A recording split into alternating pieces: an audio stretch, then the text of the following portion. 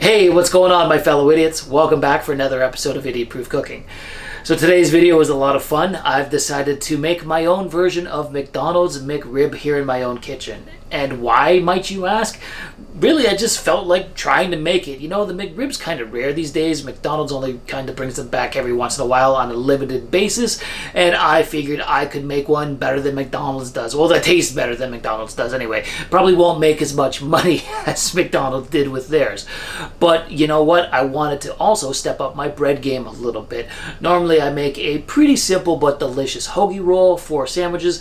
But I decided to make a fermented dough starter called a Biga this time, and I've made crusty Italian buns, and I think you'll really like how everything turns out because they were so delicious. So what are we doing talking about it still here in the intro? Let's get into making McDonald's McRib.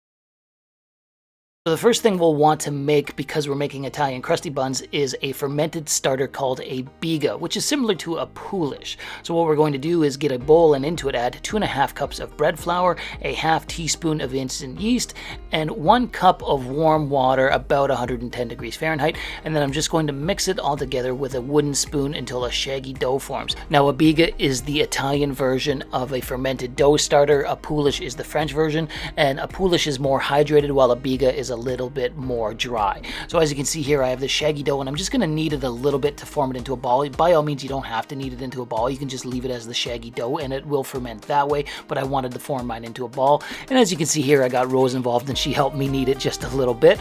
But anyways, after you formed it into a ball, get out a mixing bowl, add in a tablespoon or so of some olive oil, and then we're going to throw the Biga in to let it ferment. So I'm going to get Rose to help me throw it in here. Thank you, Rose. You're very helpful.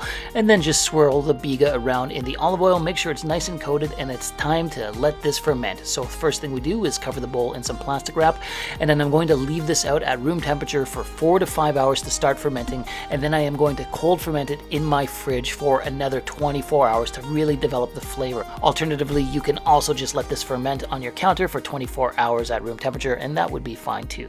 So now that it's the next day, let's make our bread. Into the bowl of our stand mixer, we're going to add in 2.5 cups of bread flour, 1 teaspoon of instant yeast, a tablespoon of white granulated sugar, and a teaspoon of kosher salt. Then I'm just going to drop the head of my stand mixer for a moment, use the bread hook to just mix all the dry ingredients together, and then it's time to add in our Biga. I've deflated it a little bit and cut it up into about 10 or 12 little pieces, so I'm just going to drop it into the dry ingredients, and then again drop the head of the stand mixer, and we're then going to add in a tablespoon of olive oil. So drizzle that in, and then we turn on the stand mixer, mix it on a medium to low speed, and we're then going to pour in 1 cup of warm water, again about 110 degrees Fahrenheit.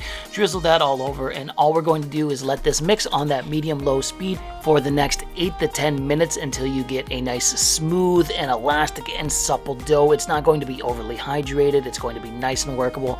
And as you can see here, Rose is helping me turn off the stand mixer. Thank you, Rose. You've been very helpful today. So there we go. This is what your dough is going to look like. Give me a second here to get it out of the bowl. So like I said, not too hydrated, just nice and workable. So really all we're going to do is form it into a dough ball, much like we do all the time.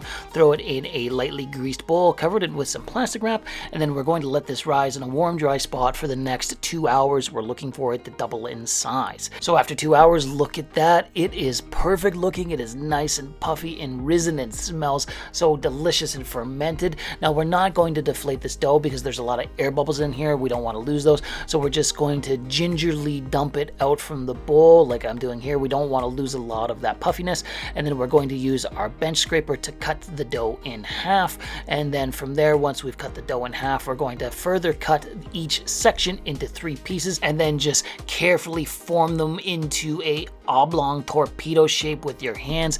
As you can see here, I made one slightly bigger than the other ones. Oh well, it is what it is, but you should end up with 6 torpedo shaped buns ready for a second rise. So I'm just going to spray them down with a little bit of cooking spray here so that the plastic wrap doesn't stick to them. And then yeah, we're going to give these a second rise, cover them in plastic wrap again, and then stick them in the same warm dry spot you used earlier and let them rise for a second time for an hour. Now while the buns are rising, let's talk about baking technique. To get a nice crispy exterior on the buns, we're going to pour boiling water into the oven in a baking sheet. So throw the baking sheet into a lower rack in your oven, preheat the oven to 450 degrees Fahrenheit, and then once it's preheated, pour a couple of cups of boiling water into the baking pan. The steam is going to make the buns nice and crispy. And speaking of buns, as you can see, they've risen quite nicely, so I've sprinkled some semolina flour down on the bottom of my baking pan, and then I'm just going to cut a line down the center of each of my buns with a sharp knife. From there, I'm going to give them an egg white wash and then sprinkle some white sesame seeds on top. Now, as I said earlier, preheat your oven to 450 degrees Fahrenheit and bake these for 15 to 20 minutes. Now, while the oven is baking, let's make a dry rub for the ribs for the McRib. Into a mixing bowl goes in a 1/4 cup of brown sugar, a tablespoon of smoked paprika, a tablespoon of ancho chili powder, a tablespoon of dried cumin, a teaspoon of some cayenne pepper for some heat. I'm then going to add in a tablespoon of garlic powder and a tablespoon of onion powder. Next in is a tablespoon of dried oregano, a good pinch of kosher salt, you just can eyeball that, and then a few twists of freshly ground black pepper, and then mix this all together. And you should have a pretty good dry rub for your ribs. You know what? We better taste test it here. I did just eyeball all of this, so give it a quick taste test, and if you like it, perfect, but if you have to add in more spices of one or another, you can always do that. I happen to really like the one that I made, so there we go. Now let's get back to the buns. Look at these gorgeous things. They're nice and golden brown, and they're nice and crispy. Oh man, they came out perfectly.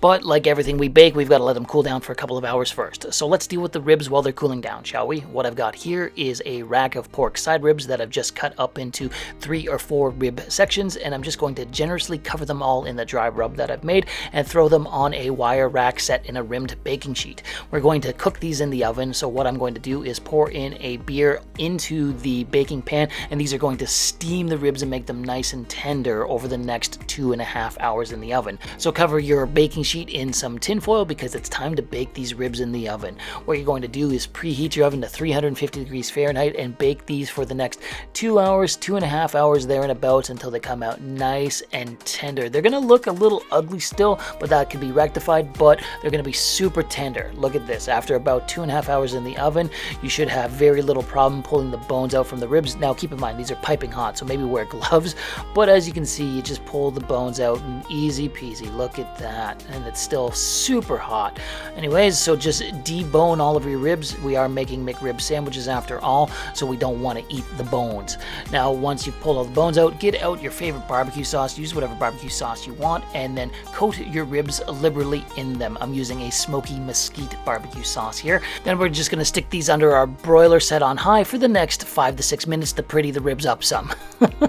All right, while the ribs are broiling, let's grab a bun here. I like the looks of this one. They look gorgeous. They're nice and crispy, and let's cut into it here, and let me show you the crumb. Wow, that looks beautiful. It's nice and fluffy. It's not dense. It's pretty airy, and it just smells so damn good. I think the Biga really improved the overall quality of the bun here. So I'm just going to throw down a little bit of extra barbecue sauce on the bottom of my bun, and then to make it a McRib, we got to add onions on. So I'm going to add on some white onions on the bottom, and that is going to be the nest on which I put my ribs atop. So I'm just going to put 2 pieces of ribs down, and then last but not least, some bread and butter pickle chips, and then crown it with the bun, and we've got ourselves a McRib. Hold on, I don't think I have enough pickles on there. Maybe 1, you know what, 2 more, and there we go, guys. We've got ourselves a homemade McRib. Look at this thing. It is stacked. It smells amazing. It's gorgeous looking. I can't wait to get in and try this. This was a lot of fun to make. So you know what? Let's cut it up here. There's my Vosteed knife. I do like this thing a month after getting it. So I'm going to cut it in half, and let me give you a cross section here. Let me show you what it looks like. Which side looks better? That looks not bad, but here, let's go with this side. Look at those ribs and everything. Look at the crumb. Look at the inside of the bun. Look at those little air pockets. Oh man, that bun turned out perfectly, and so did the ribs. This smells smells heavenly. Let's get into trying this because I think this is gonna be amazing. And here we go. First taste test. Wow, this is way better than McDonald's McRib. This is amazing. Everything is so fresh and tasty. This is absolutely perfect. The ribs are nice and tender, and they are complemented by the barbecue sauce and the onions and the pickles, and the bread is just so amazing. It's got like a little bit of a nutty flavor to it from the Biga. Absolutely amazing all around. I had a lot of fun making this, and I hope you liked what you saw here today. If you did, why don't you drop me a comment, like the video, or even subscribe to the channel. Thanks again for watching Idiot Proof Cooking, and we'll see you again soon.